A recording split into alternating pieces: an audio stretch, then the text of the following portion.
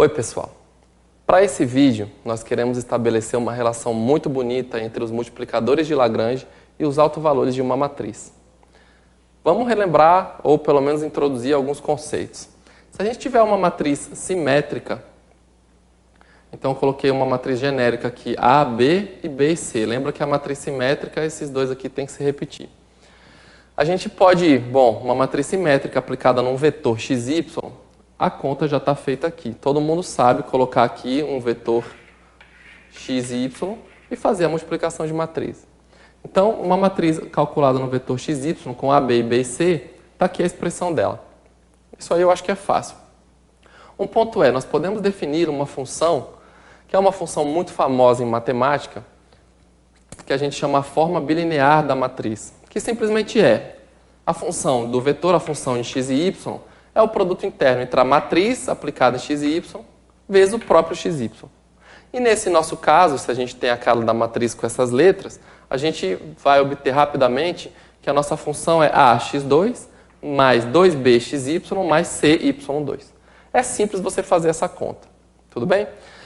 Uma coisa que a gente quer partir para investigar sobre essa função é o seguinte.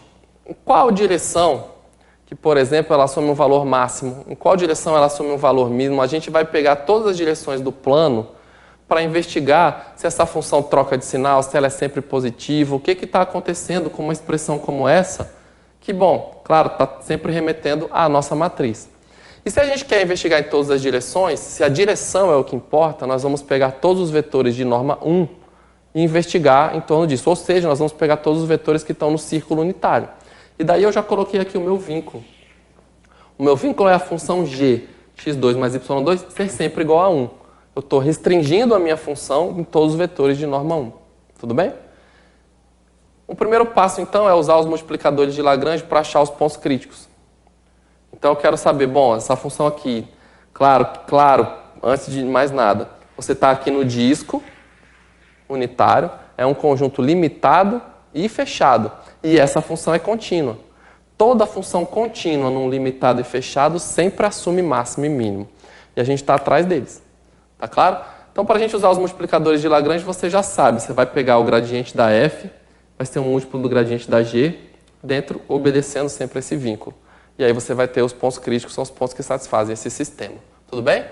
Então, meu sistema aqui vai ser o gradiente da f. Eu vou calcular rapidamente o gradiente da f, que está aqui embaixo. Essa parte aqui é relativamente fácil, porque você vai calcular em x, veja, vai dar 2ax. Você vai calcular em x ainda aqui, vai ficar mais 2by.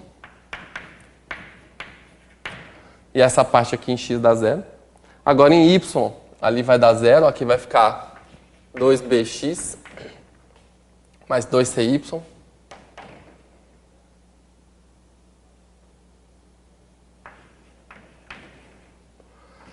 E a primeira coisa que você nota, eu já escrevi a expressão ali do A de xy por isso. Porque o gradiente da f é 2 vezes A aplicado no vetor. Então, esse gradiente aqui, eu vou simplesmente escrever que é 2 vezes A aplicado em xy. Tudo claro? Depois, isso daqui tem que ser o gradiente da g. O gradiente da g é bem simples. Tem que ser múltiplo, né? O gradiente da g está ali. A g é x2 mais y2. Então, isso daqui é 2 vezes xy. Ora, o gradiente da g é 2 vezes o próprio vetor. Quando você fizer o seu sistema, grade f igual a lambda grade g, o 2 vai cancelar e você vai ter exatamente a de xy igual a lambda que multiplica o xy. Nossa, essa aqui é uma relação surpreendente. Veja, a relação do multiplicador de Lagrange, daquela segunda forma ali da matriz da função f, com o vínculo num disco, mantendo os vetores sempre com norma 1, é justamente a relação de alto valor da matriz. Certo? Então, se a matemática vive nos surpreendendo, essa daqui é mais uma das surpresas. Que coisa bonita. E mais do que isso, a g tem que ser igual a 1. A g é a norma do vetor, então eu posso colocar x2 mais y2 igual a 1. Esse é meu sistema. Veja que esse sistema tem que ter soluções porque tem que ter máximo e mínimo, e ele também pode ser escrito da seguinte maneira. Claro, se eu considerar um vetor, eu posso colocar AV igual a lambda V, com norma de V igual a 1. Como eu já comentei, isso aqui tem que ter um máximo e um mínimo, pelo menos a função tem que assumir um máximo e um mínimo, eu vou assumir que um certo V1 no disco, né, com essa norma 1, seja um mínimo, e um certo V2 seja um máximo, correspondentes a um certo lambda 1, que vai ser o valor de mínimo, e um lambda 2, que vai ser o valor de máximo. Então, eu vou ter meu F calculado em V1, vai dar o lambda 1. Fala, professor, como você sabe que vai dar o lambda 1? Volte aqui para a sua função, rapidamente. Ó.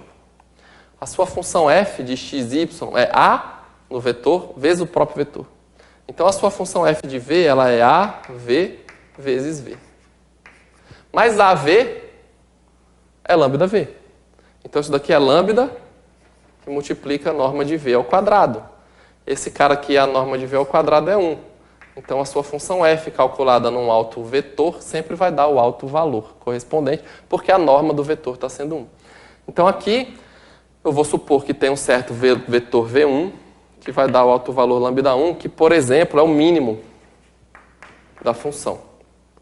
E o meu f, v2, que vai dar um multiplicador de Lagrange lambda 2, um alto valor, que seja o máximo da função. E quando a gente acha pelos multiplicadores de Lagrange, imediatamente os autovalores, a gente acha o mínimo e o máximo, a gente já descobre algumas informações. Só para citar um exemplo, se você tiver que os dois autovalores sejam positivos, se o máximo e o mínimo da função, bom, se o mínimo é positivo, isso quer dizer que aquela função é sempre positiva.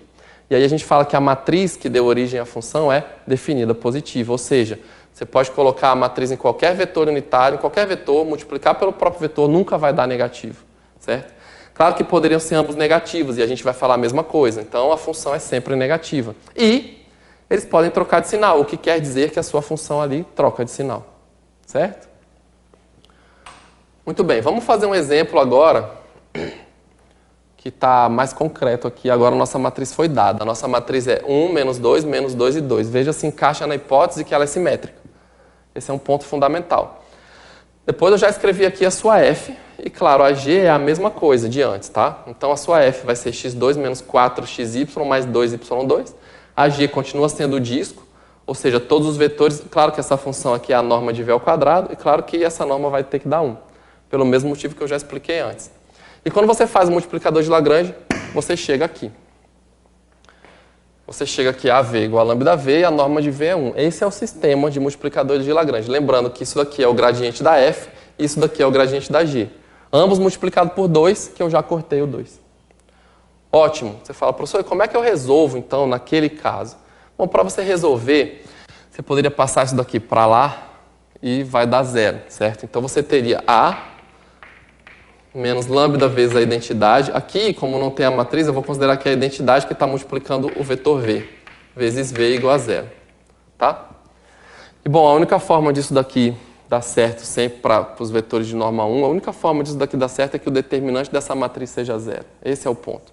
Então, para você achar o alto valor, você vai fazer o determinante da matriz A menos lambda I, o I é a matriz identidade, o determinante tem que dar 0. Então, eu vou colocar ali, se a minha matriz é 1, menos 2 e menos 2 e 2, eu vou simplesmente tirar lambda vezes a identidade.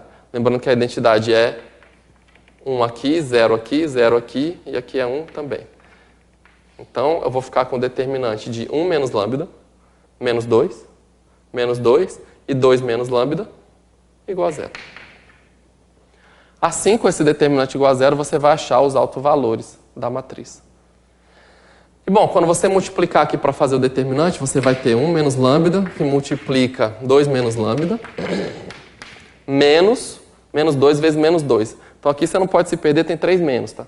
É menos 2 vezes menos 2, igual a 0. Então, aqui, vamos abrir isso daqui, multiplicar aqui e distribuir. Rapidamente, vai ficar 2 vezes 2 aqui. Aqui vai ficar menos 2 lambda e menos lambda, menos 3 lambda, e mais lambda ao quadrado. E aqui 3 menos vai ficar menos 2, igual a 0, certo? Deixa eu conferir. 1, 2, 2, menos 3. Desculpa, menos 4. Aqui, pronto. Pronto para não errar a minha conta. Agora está tudo certo. Então, a minha equação aqui é uma equação simples, é do segundo grau. Lambda 2 menos 3 lambda. menos 2 igual a zero. Pronto. E aqui, então, usando a fórmula de Bhaskara, a gente acha os dois autovalores como sendo 3 menos raiz de 17 sobre 2 e o outro 3 mais raiz de 17 sobre 2. O fato interessante é que esse daqui é negativo e esse daqui é positivo. Então, como eu já tinha ressaltado, o valor de mínimo da função, que é um dos autovalores, nesse caso é negativo, e o valor de máximo é positivo. Como a função é contínua, ela troca de sinal, ela passa pelo zero, enfim, tem uma série de conclusões que você pode tomar. Tudo bem? Então, com esse exemplo aqui um pouquinho mais concreto, eu espero que tenha ficado tudo claro, a beleza da situação, como é que um multiplicador de Lagrange está relacionado com a álgebra linear e com o alto valor de uma matriz. Tudo bem? Muito obrigado pela sua atenção e até uma próxima.